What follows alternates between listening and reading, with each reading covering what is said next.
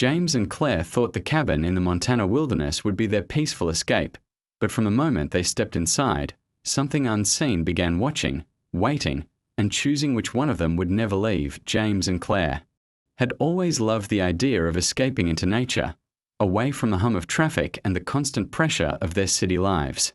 When they stumbled upon the online listing for the cabin, it seemed perfect. It was advertised as a hidden gem, tucked deep within the forests of northern Montana, far from anyone or anything that could disturb their peace.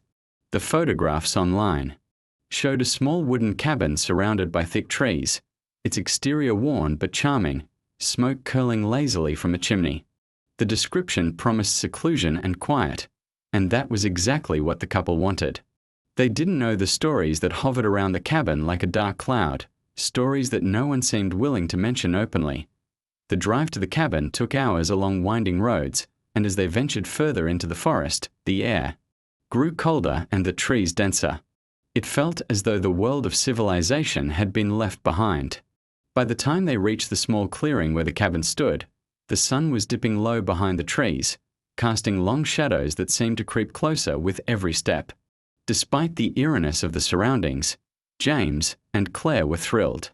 They unloaded their bags and stepped inside. The interior smelled faintly of damp wood and old pine. Dust motes floated in the shafts of sunlight filtering through the windows, and the silence was almost overwhelming, broken only by the occasional creak of the wooden floorboards. The couple explored the cabin carefully, inspecting each room. The living area had a modest fireplace, a few worn chairs, and a small wooden table.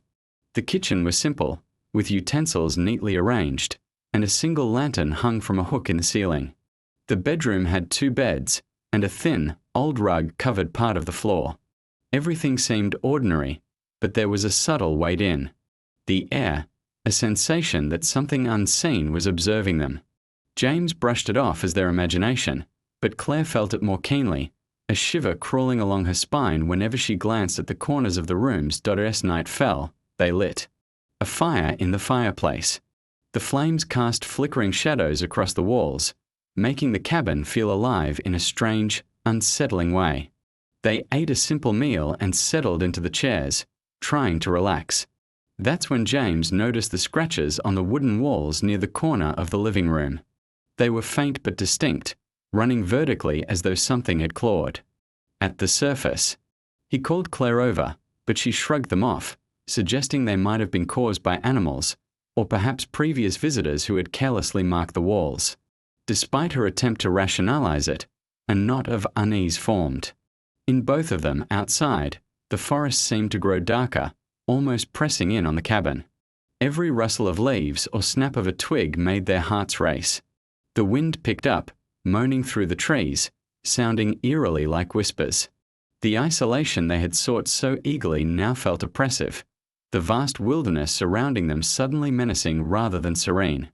James and Claire tried to ignore the feeling, convincing themselves it was just the unfamiliar environment playing tricks on their minds. As they prepared for bed, Claire felt the temperature drop sharply, and a cold draft seemed to move through the cabin despite the fire. She hugged herself and glanced at the doorway, certain she had seen a shadow flicker across the hallway. James didn't see it, but the unease was undeniable.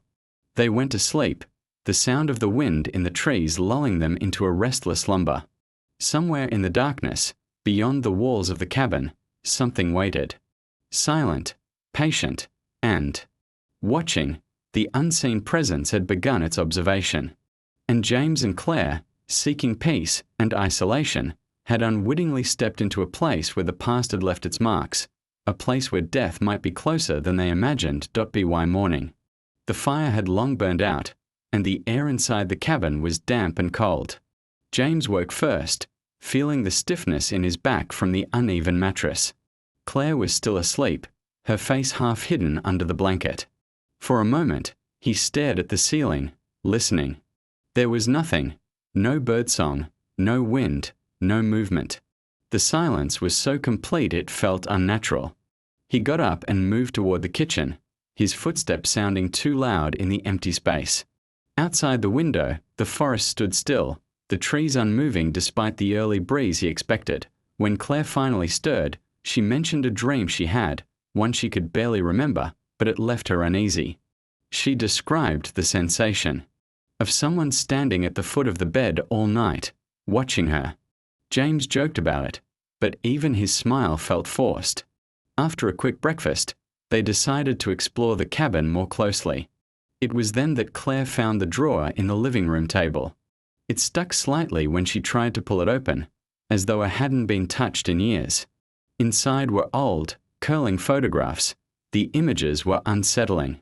They were of people, some standing in front of the cabin, others inside it, none of whom they recognized. All the faces shared something disturbing.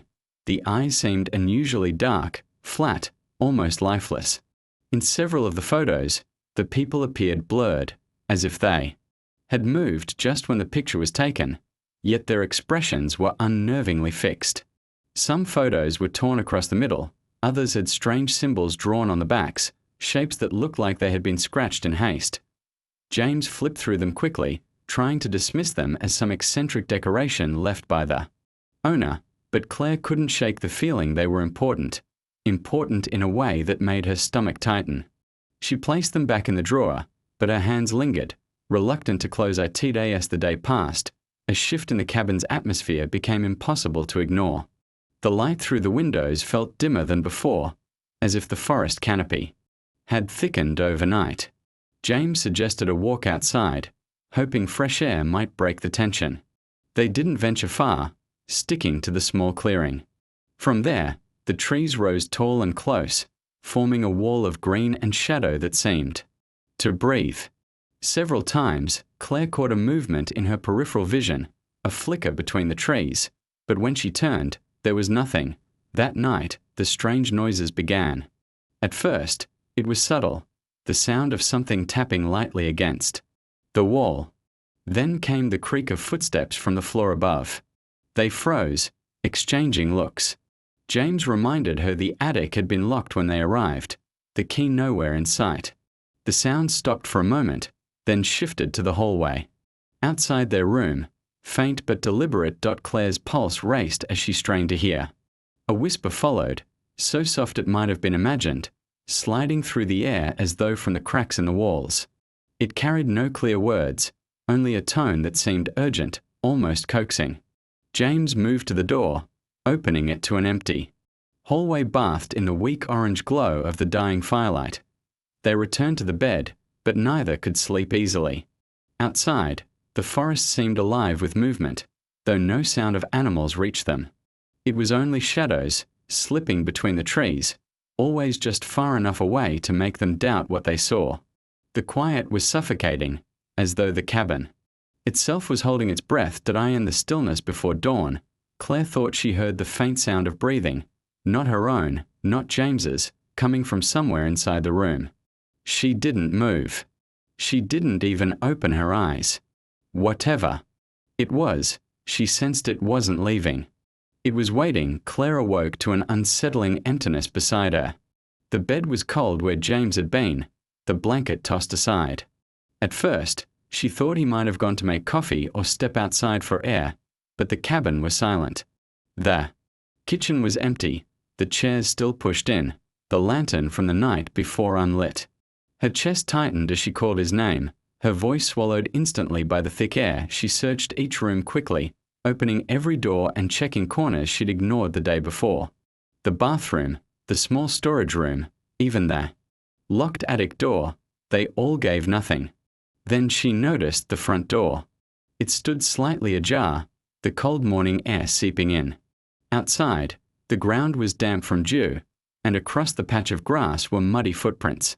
They weren't boot prints like James's, but bare, human footprints, wide at the heel, long at the toes. They led away from the cabin and into the dense forest. Panic began to take root in her mind, but she forced herself to follow them. She didn't call his name again. Some instinct told her not to break the silence. The trail wound between the trees, the forest unusually still. Even the usual sounds of insects and birds were absent. She kept her eyes fixed on the ground, careful not to lose the tracks. Her breath came in sharp bursts, clouding the air in front of her. After what felt like an hour, she came upon something lying at the base of a gnarled tree. James's jacket. It was slashed down the back, the fabric torn as though by sharp claws or a blade. The inside lining was stained dark, though she couldn't tell with what. She held it in her hands, her fingers trembling, the cold seeping into her skin. There was no sign of him, no footprints leading further, no trail of broken branches. The forest felt as though it had swallowed him whole. She turned back, her heart pounding with each step toward the cabin. The shadows between the trees seemed deeper now, shapes forming where none should be. Several times she felt eyes on her, but whenever she looked over her shoulder, nothing moved. Her pace quickened until she was nearly running. When she finally reached the clearing, she saw something new. In the center of the living room, carved directly into the wooden floor, were words that hadn't been there before. You shouldn't have come. The grooves were deep and fresh, the wood splintered around each letter. She stumbled back, her hand flying to her mouth. She had been gone less than 2 hours, long enough for someone, or something, to enter and leave a message meant only for her. She locked the door, though it felt meaningless in a place like this. Every shadow in the cabin seemed darker now, every creak of the wood sharper. She tried to think logically. James could have left on his own, maybe injured and unable to return. But the footprints, the jacket, the message carved in the floor, all told her otherwise. Hours passed in a haze. She kept expecting him to knock on the door or call her name from outside, but the silence never broke. The sun began to dip again, casting the forest into long, jagged streaks of darkness. That night, she didn't light the fire. She sat in the corner of the room, clutching the torn jacket, her eyes fixed on the door. Something had taken James, and it was still out there. Maybe it was in the forest. Maybe it was in the cabin. And if the message was true, it had been waiting for them from the moment they arrived. The night passed in a blur of shallow sleep and waking fear. Every time Claire's eyes drifted shut, the smallest sound jolted her awake. She could hear faint shifting above her, though she knew the attic was locked. When the first grey light of dawn seeped through the windows, she felt no relief, only the weight of exhaustion pressing down on her. She needed answers. Sitting alone in the cabin, waiting for something unseen to decide her fate, was no longer an option.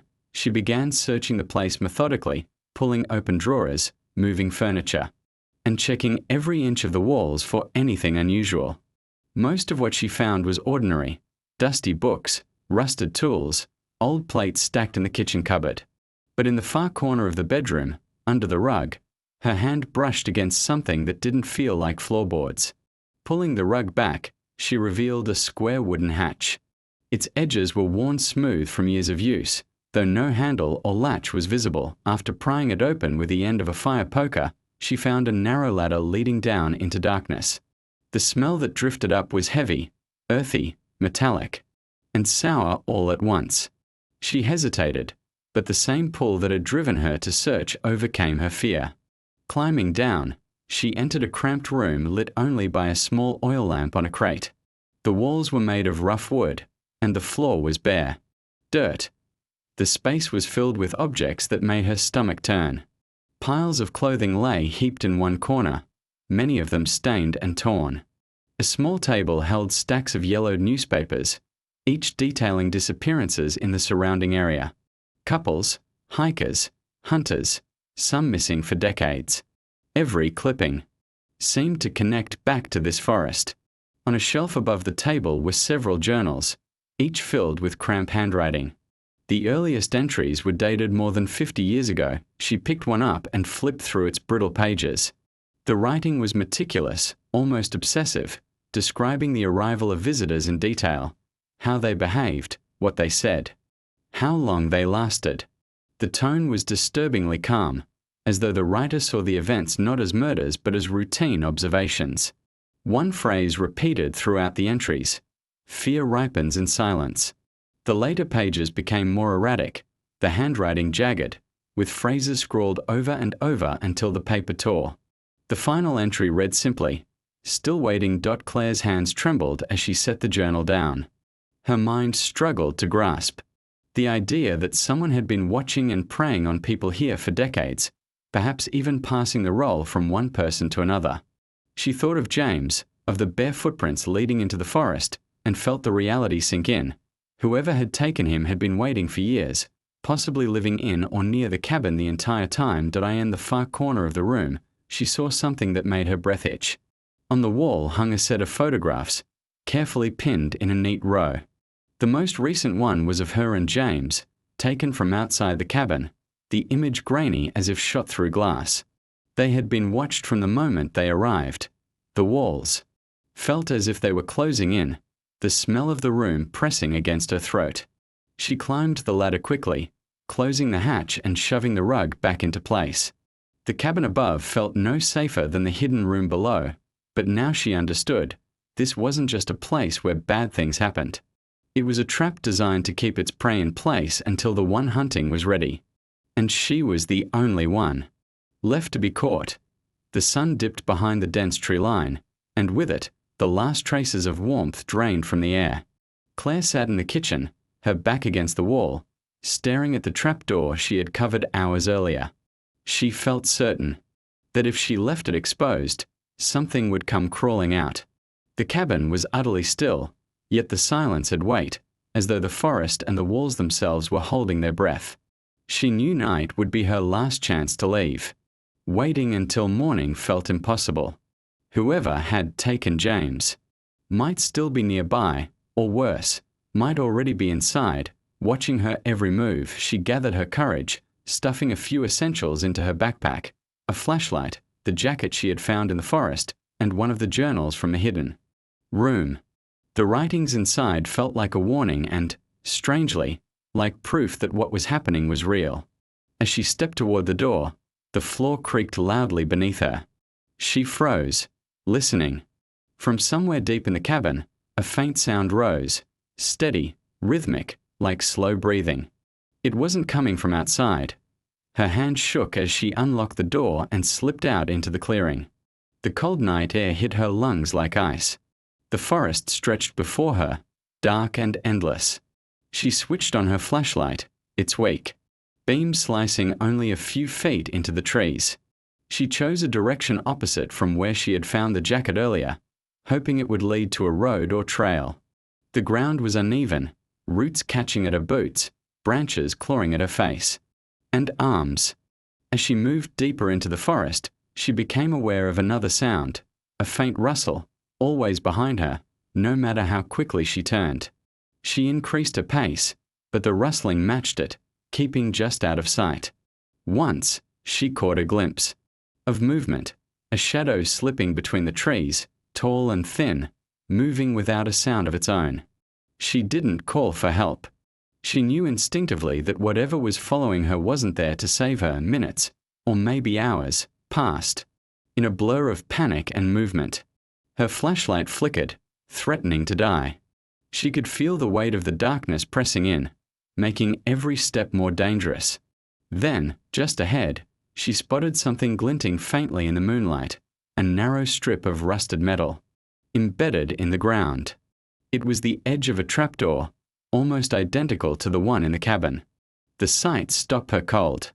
She didn't want to imagine what lay beneath it, but the thought of its existence meant something terrifying. There were more of these places, hidden all through the forest. A sudden snap of a branch behind her tore her from her thoughts. She ran, her breath tearing at her throat, the sound of pursuit louder now, footsteps pounding the earth, gaining. She didn't dare look back. Ahead, through the trees, a faint glow appeared. Her heart leapt. Light meant safety. Light meant people. She pushed herself harder, stumbling into a small clearing where an old dirt road cut through the woods. At the far end of it, headlights approached slowly. She waved her arms, screaming for help, the sound raw in her throat. The vehicle slowed, but just as it drew closer, her relief faltered. It wasn't a police car or a passing hiker. It was an old, battered pickup, its windshield cracked, the driver's face hidden in shadow. The truck rolled to a stop beside her, the passenger door creaking open. The smell that drifted out was the same metallic, sour scent from the room beneath the cabin. Claire took a step back, but the figure inside leaned forward just enough for her to see the glint of dark eyes, unblinking, the last thing she heard. Before the night swallowed her was the door closing behind her and the slow rumble of the truck disappearing into the trees, carrying her deeper into the forest where the cabin, and whatever waited inside it, would never let her go.